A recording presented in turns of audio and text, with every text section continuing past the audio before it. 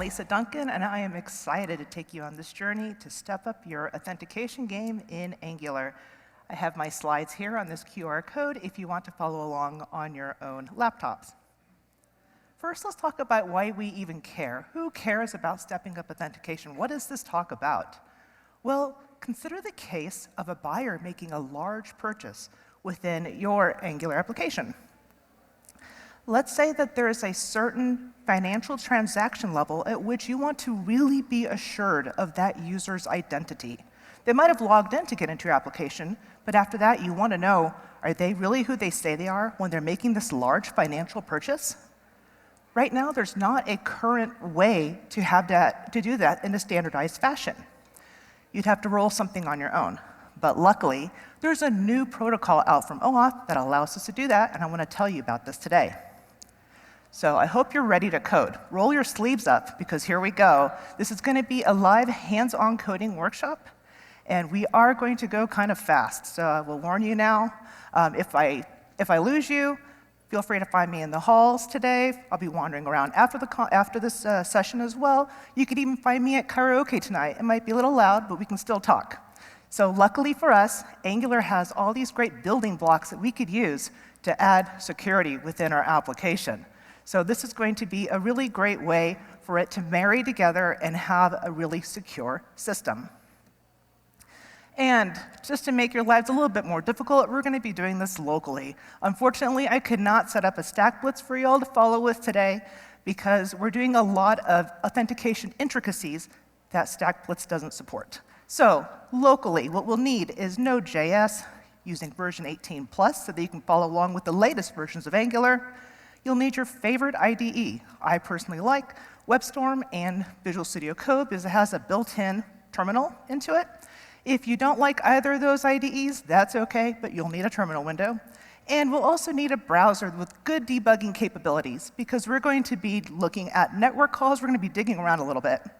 And so you want to have a good browser, so that doesn't really include IE. So if IE is your favorite, I'm sorry, but also it won't work for us today. Authentication is an expectation of the applications that we create. Everybody expects that, right?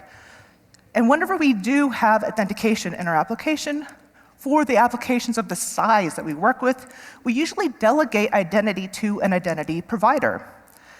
Whenever we do this, we'll get the industry standard protocols of OAuth 2.0 and OpenID Connect, which is really the best-in-class way to add authentication and authorization. OAuth gives us authorization, and OpenID Connect, or OIDC, is an identity and authentication layer built on top of OAuth.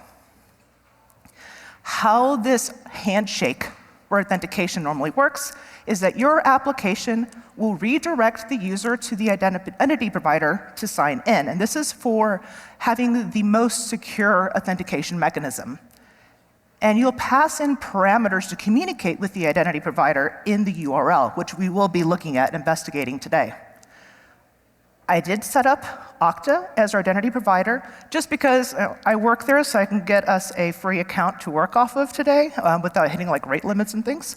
But it doesn't really matter which identity provider you use as long as it's reputable, has OAuth 2.0 and OpenID Connect, and it also has this new protocol that we're going to talk about. All right, so let's get going. I have a base application that you can get from GitHub. It's at this link, github.com, Alisa Duncan /Angular StepUp Auth. And you can clone it, you can fork and clone it, you can download it as a zip file. There's no judgment. Every time you see one of these slides that says time to code, it means that I will be coding along with you. And I'll step through what we'll be doing. So in this section, we'll get that base application, which is a Tour of Heroes app, because it's something that we already have familiarity with. Then we're going to install dependencies using npm CI, start the app locally, and then you will be logging in and signing up using password and email verification in my Okta application. We'll walk through all that together.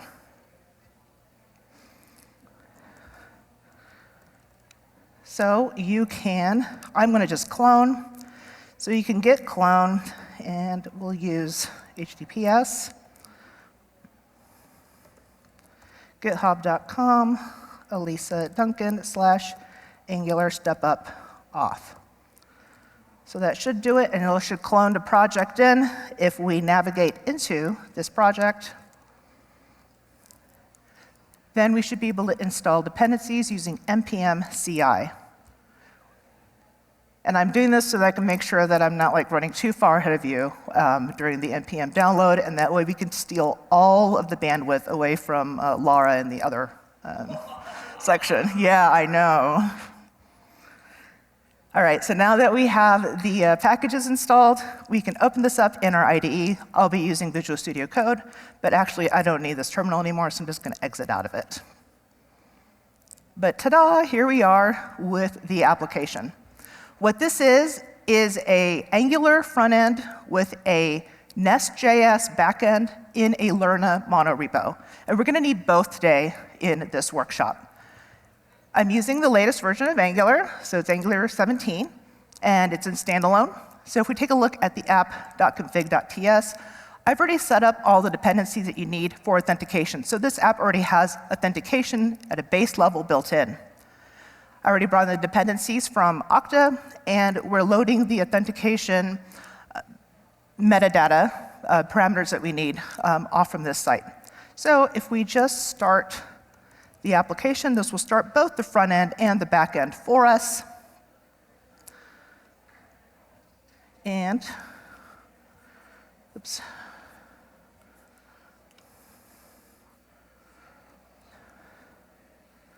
We will see it here in the browser. Here we go. Can you see that? All right. So we have a Tier of Heroes app with the finest heroes listed on this dashboard. I am going to open up DevTools so we can follow along. And I will also point out that in my settings, I have preserve log enabled, and similar in the network tab.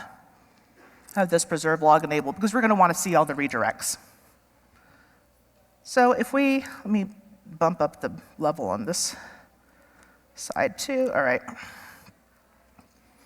So if we log in,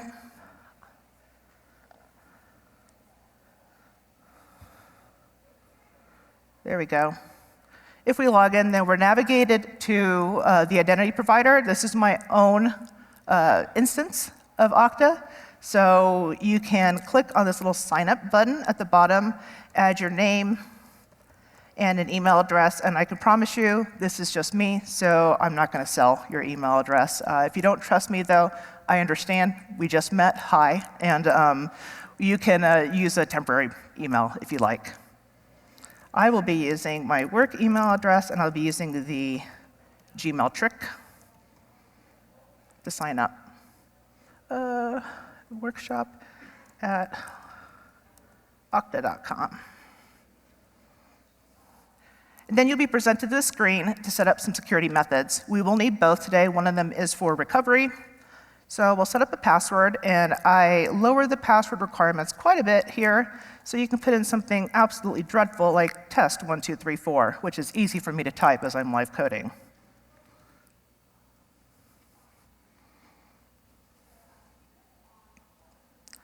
Next, you'll need to verify your email. And I'll be entering the verification code, so I don't have a whole bunch of new tabs open. I also didn't optimize everything for using magic links today. So I'll grab this verification code.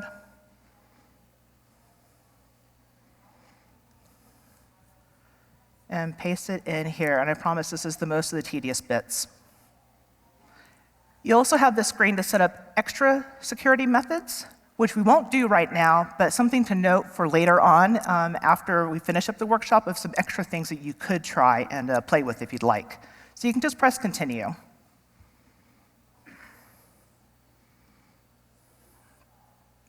And now we're logged in. And what we see here are a couple of new routes. We have this heroes route that is protected by authentication, and it shows a list of all the heroes within the application as well as their hero ID. Next, we can also navigate to this admin route, which is a dashboard for any sort of admin-y functions that one might need to do. and where you can do all this management. It's not implemented clearly, but the actions in this route are extra sensitive. So now I will log out so we can start from scratch.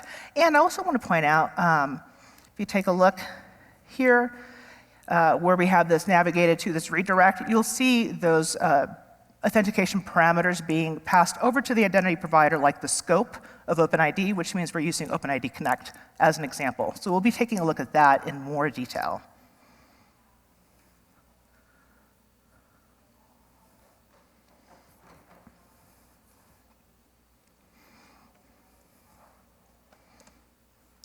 Authentication itself, though, might not be enough within our applications. We treat authentication equally across the application right now. So you're either logged in or logged out. And then we use access control measures to do further checks upon the, whether or not somebody has access to do something. For example, in that buyer scenario, we might want to verify that they have a role of buyer, right? So we could use role-based access control or attribute-based access controls. But authentication by itself is universal and equal. But should we treat it equally? Is it enough just to say that you're authenticated or not? It is time now, with this new spec, to where we can treat authentication with more levels of granularity than just whether or not you're authenticated or not. This new spec, it's called the OAuth 2.0 Step-Up Authentication Challenge, is relatively new. It came out last fall, around September, but it had been working through the circuits for a bit, so you might have heard about it before that. And it allows us a standardized way to elevate authentication factors, as well as to enforce recency of authentication. And this is so that we can verify that the user is truly who they say they are upon certain conditions. How it would work is within your application, you would redirect the user to the identity provider to authenticate, and then you pass in that stepped-up auth parameter within the URL. So that's how it would know to step up the authentication levels. In Angular, we can guard a route. And we do this by implementing a can-activate function, and we return true to prevent, to allow navigation, or return false to prevent navigation. Then you'd add that guard to our route parameters, which is what we're going to do to add to the admin route. So we're going to create a step-up guard, and we're just going to add it to the same file as the authguard.ts file, because files are real expensive, so we'll just slap it right in there. And then we're going to prevent route navigation by returning false for right now, just so we can test things. And then we're going to add that guard to the admin route. So if we go back to our application, I'll be navigating to authguard.ts. And then creating a new step-up guard. It's almost like I can easily copy from right above me, so that's why we're doing it in this file, but that's not it at all. Step-up guard can activate function equals, and I'll have the same parameters, the route, state, and we're also injecting an auth service, which is a wrapper I wrote around Okta's SDKs and libraries to handle authentication for us, and I added some extra functionality in there to make it a little bit easier for us today. So if we inject the auth service, first we're going to just return false. And then we're going to add this guard to the routes. So if I just do a search for approutes.ts, I already have the can activate for authentication guard in here, but I can add one more for this step-up guard. Now we can verify that this works and it's preventing navigation. So if I sign in,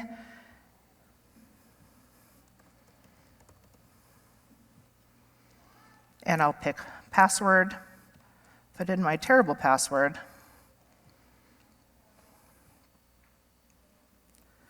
I am now signed in. I can go to the heroes route just fine, but if I go to admin, nothing happens, right?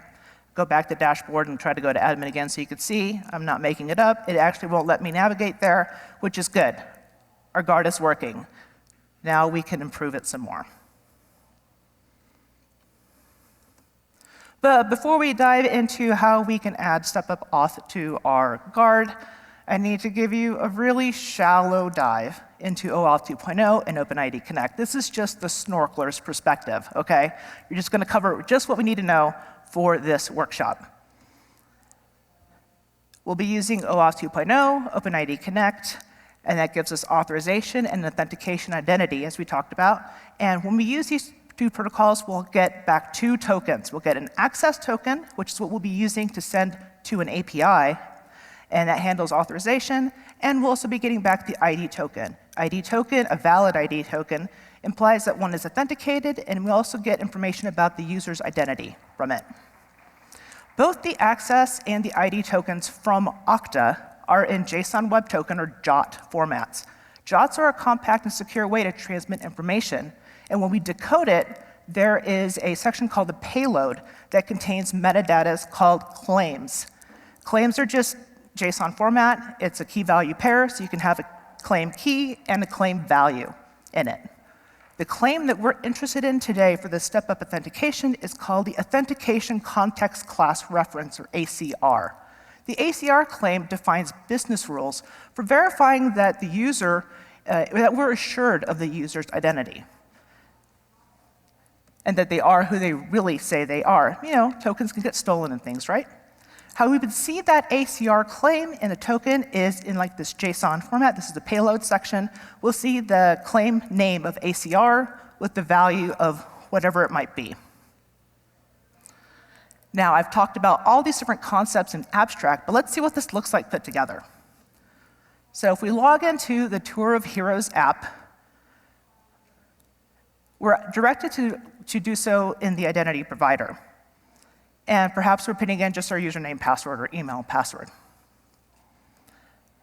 And the IDP, or identity provider, will provide the access token and ID token for us, and now we are authenticated and can access the application, and we see that list of heroes. Now we want to go to an extra sensitive route, like that admin route. When we do so, the application will then inspect the ID token, look for the ACR claim, make sure that the claim matches the required ACR level. Right now, the claim is low ACR level, so it's not enough. The client then redirects the user to authenticate with the identity provider again, but it will pass in a parameter in that URL redirect of ACR underscore values of whatever rule that is required, such as elevated. This time, you're required to log in with biometrics. The identity provider will then issue a new access and ID token back to the client, in which the client will, your application will then verify that new ID token's ACR claim, identify that it matches the required level, which is elevated, and now you have access to that admin section. The ACR contact, or the ACR claim, supports the values in it, supports standard values, as well as custom registries. And we'll see some examples of both. So an example of a standard value is PHR for phishing resistant, and PHRH for phishing resistant hardware. Now these are authentication mechanisms like the FIDO2 Web Authn that allows you to have passkeys or web or security keys. But you don't have to go to that level of assurance. You can also see standard schemas, such as multi-factor or custom registries like what Okta is using, what we'll be using today, saying any two factors will do. And you'll see this ACR values in a couple of different ways. You'll see that ACR, which is identifying the current authentication level, and you'll see that within the tokens. You'll also see ACR underscore values, which is what we'll use to request an authentication level. And you may also see ACR underscore values underscore supported, which is all of the ACR values that's supported by your authorization server that you're hitting. And this is probably will be, you can find it in your OIDC discovery document if your identity provider supports it. The OIDC discovery document is also known as the well-known endpoint, and it allows for self-discovery for authentication. You might be wondering, though, what about access control measures? How does that fit in now, right? Well, they work in tandem together because you still want to make sure that that user in that purchasing example has the role of purchaser, for example, right? But you want to then verify that before they make that large financial purchase, that they are still that same purchaser who authenticated in the first place. So they work in hand for us to have great authentication security. Time to get back to the code. We're going to implement this route guard now for step-up auth. We're going to verify that the ACR claim matches a 2FA. And if the auth level is met, then we can return true and continue navigation. Otherwise, we need to have the user re-log in, pass in the required authentication level, and keep track of the current route that they're on so we can redirect them back to this route that they're trying to get to. But we're going to return false for right now to prevent navigation. All right, so now we're going to do all that, making sure we grab it from the ID token and then calling the auth services methods that is available. If we go back to the auth guard, we'll leave that return false as is because that's what happens at the very end. But we can check that the auth service get ID tokens ACR claim, for example, I have this helper method around it, that this value equals 2FA. And I have a define around this value. So if I hovered over it, you'll see it's the 2FA any. If so, then we can return true. Otherwise, it's time to redirect them to log in. And we can call the auth service login method, which takes two parameters. It takes that ACR values that's required. So we can pass in the 2FA, and then also the current route, where we should grab from the state parameters URL, and then return false. Let's see if this works.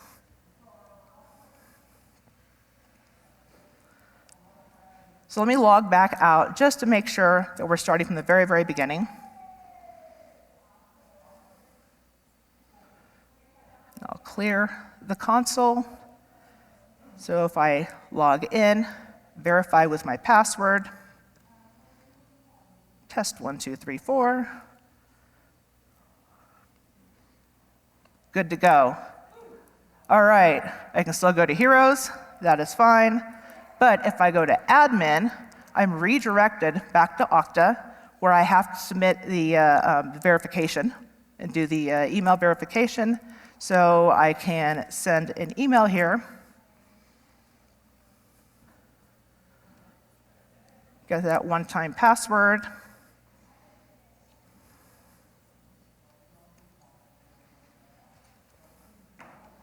and verify, and now I have access to the application with the stepped-up authentication for that route. We can take a look at the redirects and see this also. So in the second,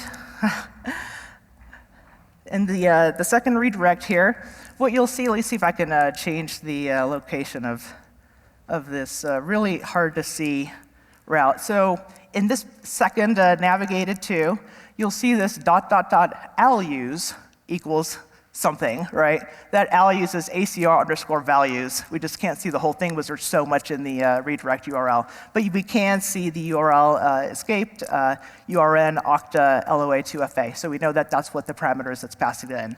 We can also take a look at this within the token itself.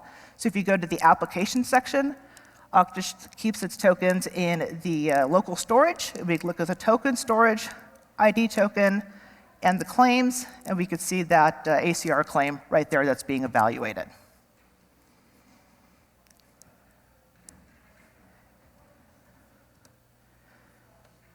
Now, we've defined the required ACR level right on the guard itself, and that's not very scalable, right? Perhaps we want to have different ACR values for different routes within our application. We can do so by taking it from route data. So I'm going to completely deviate from what I said earlier about only coding on that one slide style and do it right here. So we can change our application, if we go to the routes, to pass in route data of the required level. So it could be any value you want. I'm just going to call it ACR rec.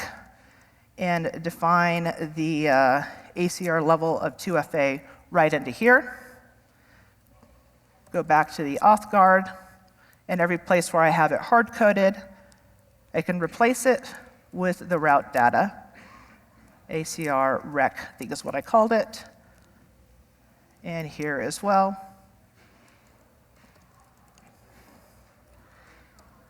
ACR rec. And we can verify this by making sure we can still navigate to admin, which we can. So now we're pulling that from the route data. OK, so that's cool, but what else can we do? Well, according to the specification, it's not uncommon for resource servers, that's your APIs, to require different authentication strengths or recency according to the characteristics of that request. Think back to that buyer scenario again, and they have that transaction limit at which you want to verify their identity or that you want to make sure that they've authenticated recently. We could do that in the API, and of course, if you're using an Angular application with APIs in the backend, you should always be checking both sides, right? You can't just, somebody can just hit a curl command and make a call to your API, so you need to make sure you have both sides checked. It works the same way. So this time, let's say we're adding a new hero to our application, and we hit submit, which makes a post call. It's going to make a call out to your API. The API needs to verify the access token's ACR claim to make sure that that authentication level is met. If it isn't met, it's going to return an error that then your Angular application has to process, redirect the user back to the identity provider with the required ACR value, such as elevated. Your identity provider is going to issue new tokens, ID and access, in which your application then will request that resource from your API with the new access token, and then it's going to return the resource or make that post call successfully. The error that should be responded from the API would be a 401 unauthorized. It's going to add a www authenticate header to the response headers. The schema is bearer because we're setting a bearer token. And the error is always insufficient user authentication, which is what signifies that this is a step-up auth error. Then you'll have an error description, such as a different authentication level is required, as well as the ACR values that's required for that resource. It is time now that we protect our heroes. So if we remember, there's that one route in which we're making a GET call to the API that returns the heroes with all of their IDs. That seems a bit sensitive, right? Maybe we want to have step-up auth around that. So let's try putting that in so we can see how that works. We have an API that we're going to call, and I have implemented a step-up middleware in the API already, because this is ng-conf and not nest.js-conf, although that also sounds like a really fun conf to go to. So we're going to take a look at that step-up middleware and also add that to the heroes route on the API side. This time, if we do a search for middleware, actually, we'll search for module. So it says at module TS in packages API source, but it has an Angular logo, but this is actually the module for Nest.js. And I have the middleware, step-up middleware commented out. So we're just going to uncomment it so we can add this required ACR level, which is the 2FA, on the heroes route. Next, if we go to the step-up middleware, what I have here is a auth service, which is just wrapping some authentication libraries again. I've brought in a JOT verifier library from Okta to do this. So we are first ensuring that the access token exists on the request at all. And we need to then verify the access token and grab the value of that ACR claim. If the ACR claim value doesn't exist, because there is no ACR claim, or if it doesn't match the required level, then we're going to send back a 401 and set the www authenticate header with the error code of that bearer token with the insufficient user authentication string. And we're also going to add the required ACR value to that header. Now let's just make sure that this is working. So I'm going to log out once again because we have start from the beginning. If I sign in, and I'm going to, if I sign in, I'm going to verify with something else, which is password, and put in test1234.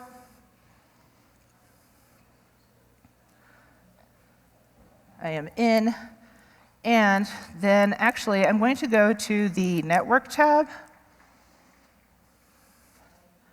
and clear, because when I go to heroes, I should see a 401, and I do. So if we take a look at that 401 response error, what we see is a 401, which is correct, as well as that www authenticate header with the insufficient user authentication and the required ACR values.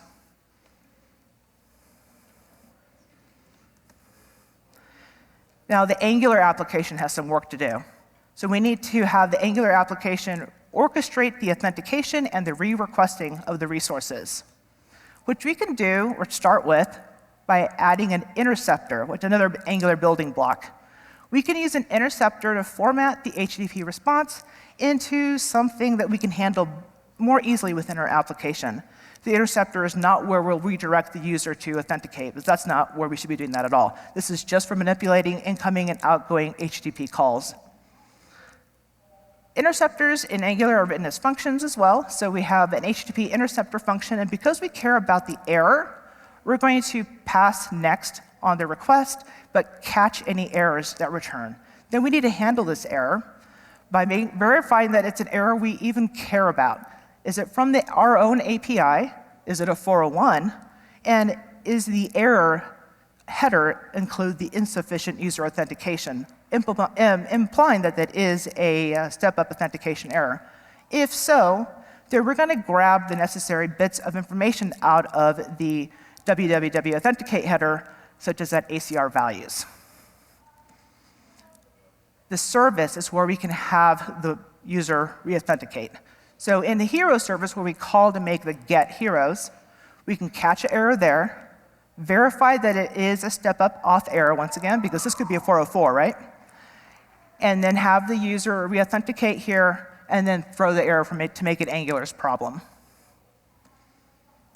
So that's what we're going to do now. We are going to look at the HTTP error response in the interceptor, pull out the key information, authenticate in the hero service, and re-request the resource. Now, this works for me because I have a get heroes call on component initialization for the heroes list.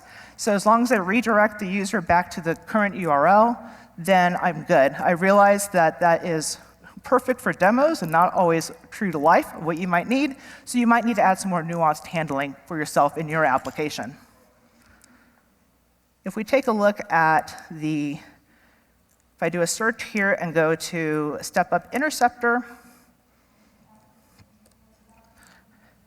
I have some code already written for us. And it's basically just handling the tedious bits of parsing through that header. But we have some work to do still. So we're catching the error, and we're calling this handle error function, where we're first verifying that it's an error we even want to handle, that it's from our own API, that it is a 401 unauthorized header. And now we want to verify that it's a step-up auth error.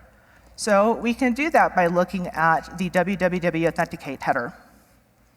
We take a look at the HTTP errors headers, and we want to get the www authenticate error header, which I've already defined as auth header, and I can hover over that and you can see it. Basically, wherever there's strings, I've already defined it, so I don't have to type all that out.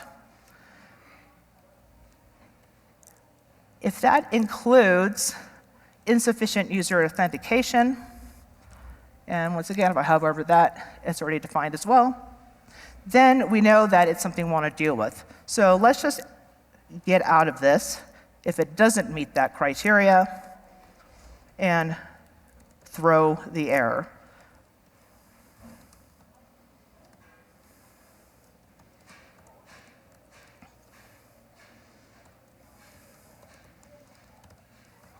All right, now we know that it's a step-up auth error. And so we want to grab the key information that we need out of there. We can define a format of the error we want to throw, which, according to this code, is going to be this step-up error format. But we can format grab the information from the header and put it into something that we could utilize more easily. That grabs the header, the error description, the error description, and the ACR values, and is defined in this interface. So we could say that step-up error, and I can call this format method. This is just string parsing, and pass in the HTTP error itself. Now that we have this error format, we want to change the return that we're sending, which is this return error, into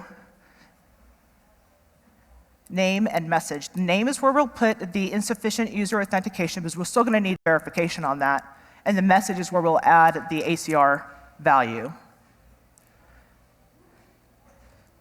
So if we add the name, and we'll just grab it right from this step-up error, which has the insufficient user authentication string. And then the message is step-up error ACR values from that header. Then we should be good to go. The one section that I always forget to do with the interceptors, you have to register it within your application. So if you go to your app config, we already have one interceptor in here, which is the auth interceptor. We can add the step-up interceptor as well.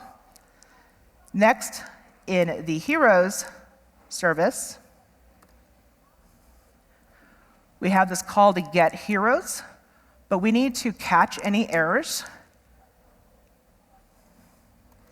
by having a catch error operator on here. Now, this error could be any type, right? It could be a 404 here again. So we need to ensure that it is a type of error we want to work with. So if the error's name property equals the insufficient user authentication, then we want to redirect the user to authenticate. And I've already brought in the auth service. So we can call the login method and then pass in the two parameters, which we can grab from the error message property, and then have the user just re-navigate to this route, which re-requests the resource for them. Once again, I'm kind of cheating here. And I can grab that from this current URL property, which just grabs the router snapshot. Let's see if this works.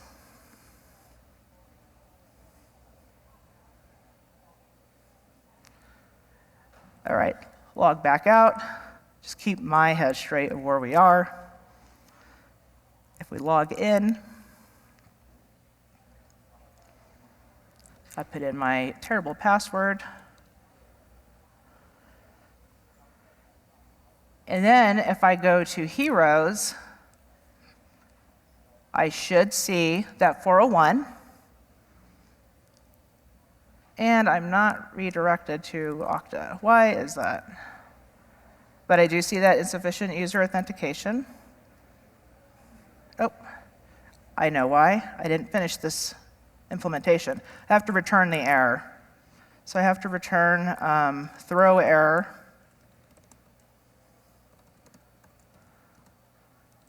Error and make that Angular's problem.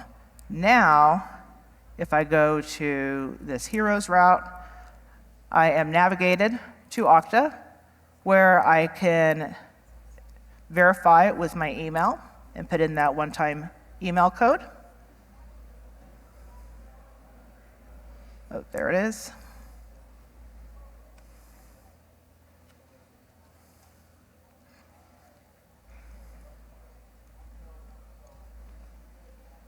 And then I can see the list of heroes.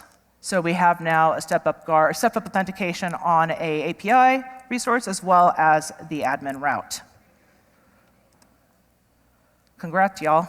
You can check out the completed code in the completed branch of that repo that I sent. If you were not able to follow along, which I understand, it's all in there.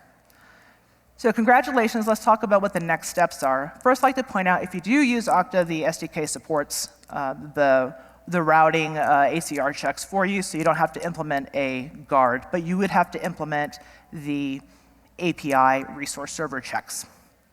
I didn't talk about recency at all, and that's a hallmark of this spec. Well, I didn't talk about recency because it's a lot easier for us to visualize authentication levels versus looking at the age of authentication. So any place you want to use recency as your step-up auth, you'd replace the ACR underscore values with the max underscore age property.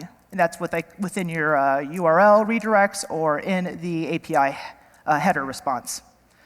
Then within your guard, you calculate recency using the auth underscore time claim. And you have to verify, does it meet whatever requirement you have for X number of minutes or whatever that might be. And honestly, I'd like to say that I feel like recencies makes a lot of sense, right? So then you can verify that somebody is authenticated more recently as opposed to having to decrease your session time to make everybody authenticate more often as a result. One thing that we did in this example is use terrible authentication security. We did that so that it makes it easier for us to use this in a workshop. But you want to have better authentication security than what we did. We used passwords, which I would say is the second worst. First worst being security questions. But you should be considering something a bit more elevated, at least multi-factor, and if necessary, look at the phishing-resistant factors, like with the FIDO2 WebAuthn connectors.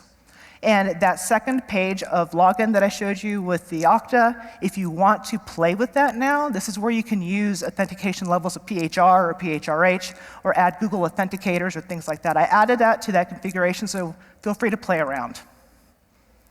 If you'd like to learn more, feel free to check out my slides and reach out to me at Alisa Duncan on the socials. Happy to chat with you. I love talking about security, authentication, identity, access management, things like that. If you want to dive in a little bit deeper in the implementation and write your code for the API backend, I do have a blog post out called Add Step-Up Authentication using Angular and Nest.js that walks you through the whole process.